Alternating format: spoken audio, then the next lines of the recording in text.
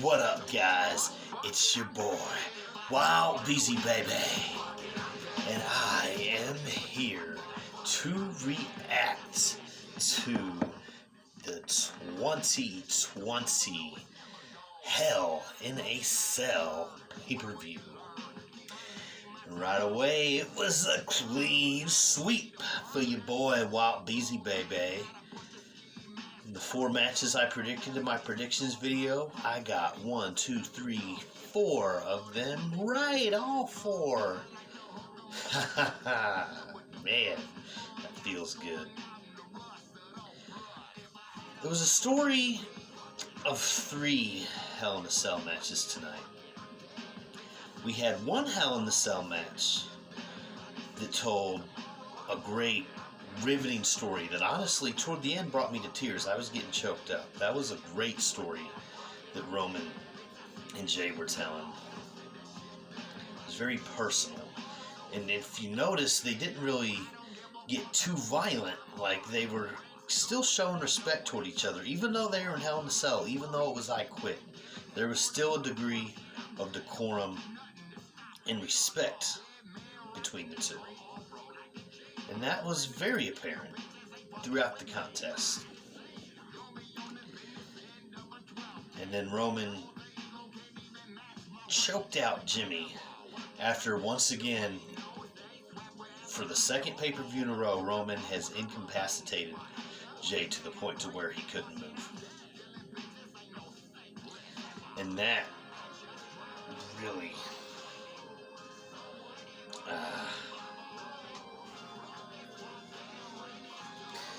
was sad, man.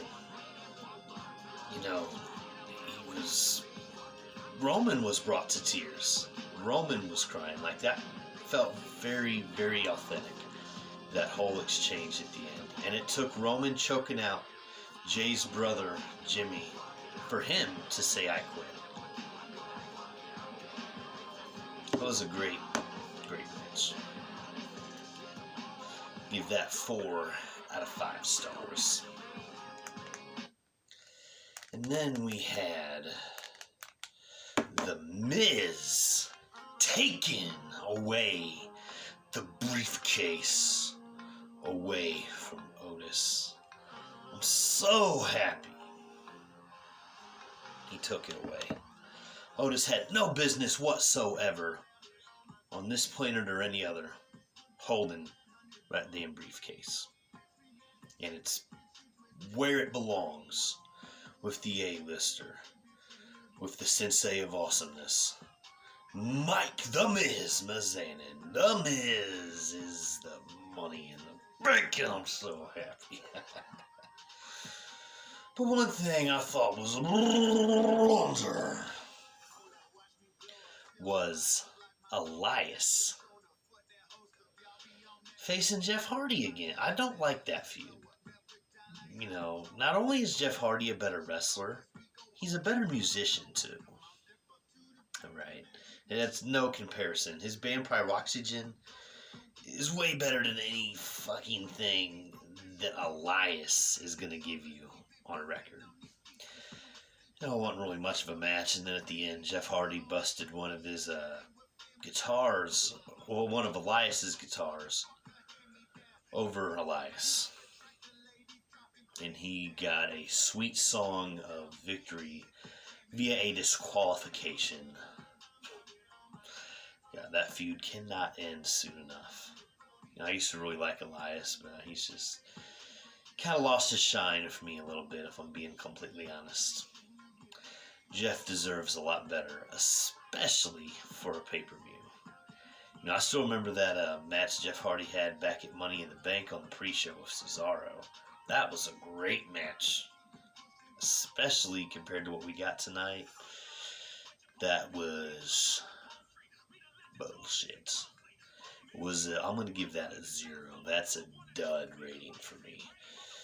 Just wasn't nothing going on there at all. Not at all. We had Bobby Lashley successfully defending his United States Championship against Slapdick. Oh, excuse me, Slapjack. Saw that. What happened when Tony Schiavone calling him Slapdick.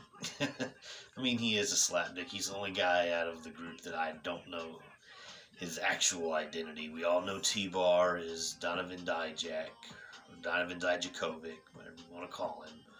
We all know that Reckoning is Mia Yim. And the big, tall, black guy, that's Dio Madden. He used to be a commentator for Raw. But I have absolutely no clue who the other guy is. I heard, actually, I think he might be one of the guys from NXT UK, but either way, he got his ass slapped the fuck around. And then Retribution came in after Bobby Lashley got the victory almost immediately. Like, it was like a second or two afterward. It was like that. And they were in the ring trying to take Bobby out, and then the rest of the Hurt Business got in there and ran them the fuck off. You know. So we'll continue to see that all unfold and unravel. And in the second Hell in the Cell match, it was nothing like the first one. It wasn't really an emotional story. It was a story of vengeance and revenge.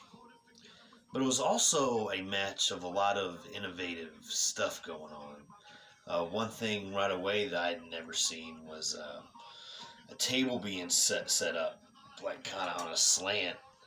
And then Sasha ran up the table and hit Bayley with a, it was almost like a Hurricane Rana, not a Hurricane Rana, but it was like a senton type deal. Never really seen that move a whole lot, or set up that way for that matter. And then she had Bayley put Sasha through kendo sticks.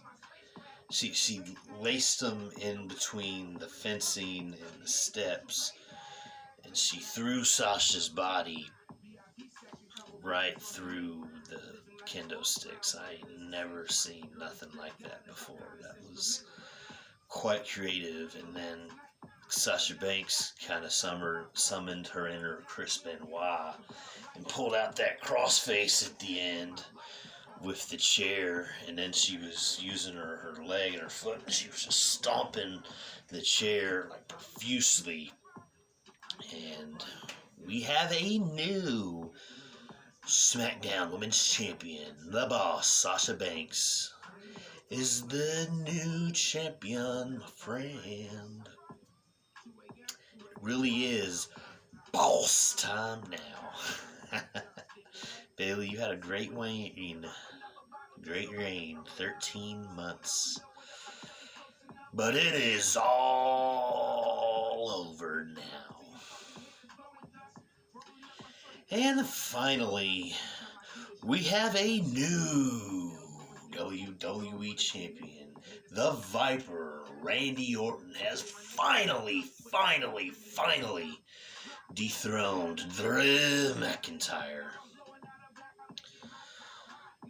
Decent match. I was hoping for a little bit of blood. We didn't get that. But it was a nice back and forth contest. Drew McIntyre got thrown off the side of the cell, went through a table. Nice chair shots, lots of good back and forth brawling. It just tore each other up throughout. I enjoyed it. Just really wish there would have been blood in that match. That was the only thing missing from that match for me, and it would have been 5 stars, but I gotta give it 4. There should have been a little bit of blood in there. But overall, this was a phenomenal pay-per-view, a fantastic showing from the company formerly known as the World Wrestling Federation, now known for 18 years now as the WWE, and tonight was also the 23-year this anniversary of the Hell in the Cell match being introduced. And it was in early October. We're in late October now, but still this month, October, 2020 is the 23-year anniversary of the match. And all three matches were great. All three very different, but they were all three great. Of the three, I'm going to have to say the first Hell in a Cell match of the evening was my favorite. And then the last one was my second favorite. The women, they didn't have a weak outing. It just wasn't, it didn't stack up to the other two. So definitely the best women's Hell in a Cell match we've had so far. You know, of all the ones that have happened. So, I mean, it has that going for it. So, I mean, it was a great show. I mean, it really was. I'll have to give this a 9 out of 10. As far as the 3 cell matches, I'll give the first cell match a 4.5 out of 5 star rating. I'll give the second cell match a 3.5 out of 5 star rating. And then I will give the third one a solid 4 out of 5 stars. Like I said, it would have been 5 if we would have gotten a little bit of blood. It was awesome seeing The Miz become the Money in the Bank briefcase holder. And it did take Tucker turning on notice for that to happen. But hey, it happened. It's all good. And sooner than later, The Miz will do what he hasn't done in 10 years and once again become the WWE Champion. And that will be awesome. Make sure you subscribe to my YouTube channel, Thunder or Blunder. Follow me on Twitter at WallBucks. Share the shit out of this and all of my content. This has been your boy, Wall Beezy Baby. And this has been my take and reaction to the 2020 Hell in the Cell pay-per-view.